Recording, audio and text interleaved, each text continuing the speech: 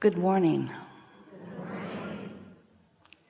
We are extremely pleased that you are here. It is good to come together for the purpose of co-creating. Do you agree? Yes.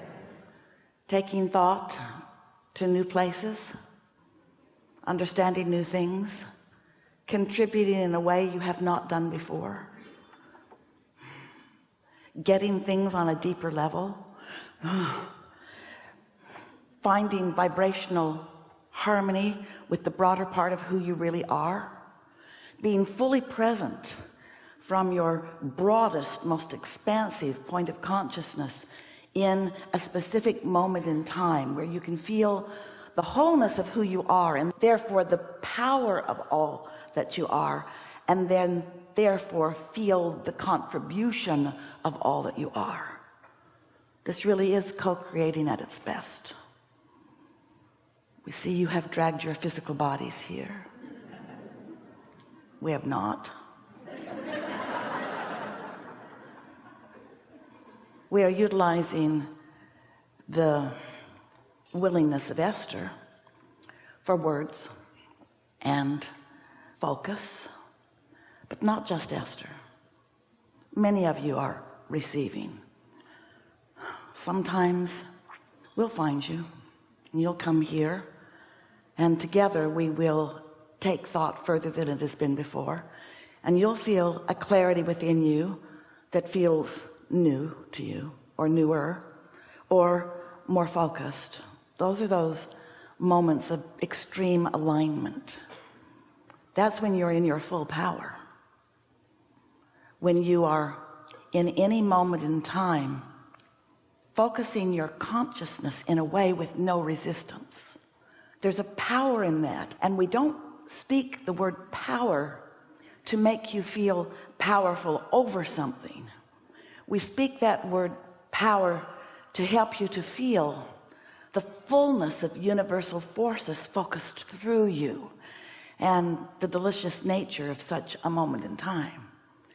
In other words, empowerment is you not getting in your own way, and that's not the easiest thing in the world to do when you're a physical human who has been trained to get in your way.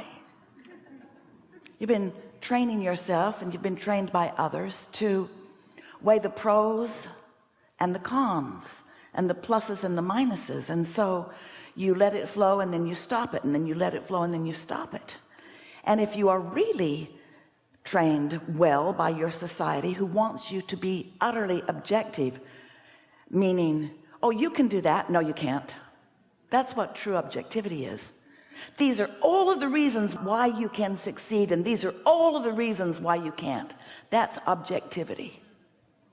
People don't want to admit it that way because they think they're just being balanced. We think you're pinching yourself off unnecessarily. So we like to talk about the power of non-resisted thought, which you, dear hearts, don't know that much about, because you don't get very far down a thought path before you contradict your own thought with your objectivity, or with your lazy gaze, with your unwillingness to stay focused upon what you want for sort of silly reasons, like I might be misunderstood, or someone else might not like the way that looks, or I've never been in this place before and I don't know what to expect, so I think I'll just expect negative things. And so we want to play with you here today. We'll talk about anything that you want to talk about, but one of the things that will be most helpful as we play with you, as you come one by one, is we want to help you reduce the resistance in each thought that you are offering.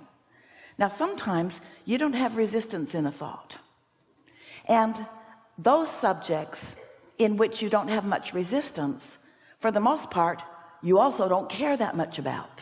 That's why you have less resistance.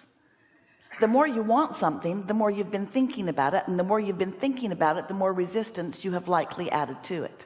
because you think, oh, we love you so much. You think that it's struggle and attention and effort and sacrifice that make things happen. And we say it's attention that makes things happen, and the struggle and the sacrifice slow them down.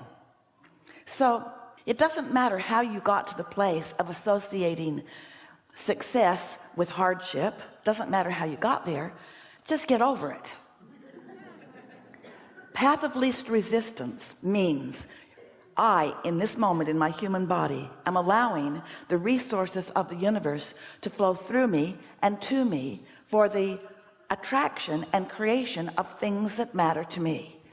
And that is allowing universal energy, universal forces. It would be like, this is a scanty analogy, but when you get into your automobile to move from one place to another, you don't feel obligated or required. You have no urge at all to become part of the engine. Here's your seat. No, I'm going to get under the hood. Why? I'm going to do my part. I'm going to pull with the belts, and I'm going to pistonize the pistons. You don't even have pistons anymore, but I'm going to inject the fuel. You don't have those either. I'm going to computerize the computer. You don't have any urge to be part of that engine system. You just let it do its part while you do your part, which is pointing where you want to go. And you do choose the speed with which you go, and you do choose your route a bit, but you're not part of the effort of the vehicle. You're leaving that effort factor to the engine. You're leaving that effort factor to the engineer that created the engine. And maybe you're the engineer that created the engine, in which case we apologize for everything we just said. But you get the point. You are a pointer. You are a decider and a pointer and an allower. Now that doesn't sit very well with many of you, because you've been trained to be an efforter and a struggler and a sufferer, a hard worker an earner of what you get. In other words, you're not supposed to just allow things to flow to you, because in a world of other humans, how do you stand out as one who's most blessed if you're not struggling and sacrificing and dripping with sweat? And we say, you got to get over that, because in every moment that you are trying to earn your worthiness, you're struggling and not letting the worthiness that is flowing to you in. You are source energy in this physical body, and you were before you got here. And a larger part of you still is that source energy flowing to you and through you. And we could talk all day long, and tomorrow and the next day and the next day, just in offering words to help you to come closer to accepting the continuity of you. But it isn't so important that you know from whence you came or from whence you are continuing to come. That's not as important as being in your now and letting the whole of you be in this moment.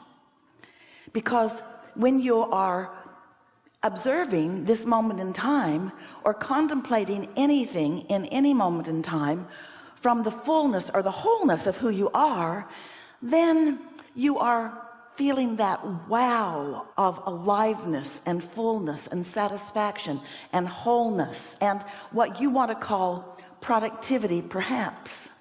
We want you to come with us today in an awareness that the productivity that you seek, Esther's such a practical girl. She wants the practical aspects of life. She and Jerry, especially Jerry, were asking us all along, what are the practical applications? How can I know about these laws of the universe? And how can I find a way to apply them in practical ways to get practical results? How can I understand this so that it's meaningful in my specific life? That's what Jerry summoned for you, and it's what we want you to come to understand. But we want you to think of this practicality in a different way. We want Esther to know that there is nothing more practical, more productive, more getting things done-iness, more effective, more efficient, more rewarding, got most of those words in, then hooking up to the power that creates worlds and pointing it in the direction of your desire. If you could give up the effort that you apply in earning your connection and just accept you're connected, and then stop unplugging with negative thought or negative words or negative commentary, negative judgments, negative comparisons, if you could just hook up and point, you would discover how blessed you are. You would discover how important you are. You would discover how on the leading edge of creation you are, right where you said you wanted to be, right where you belong, doing what you want to do.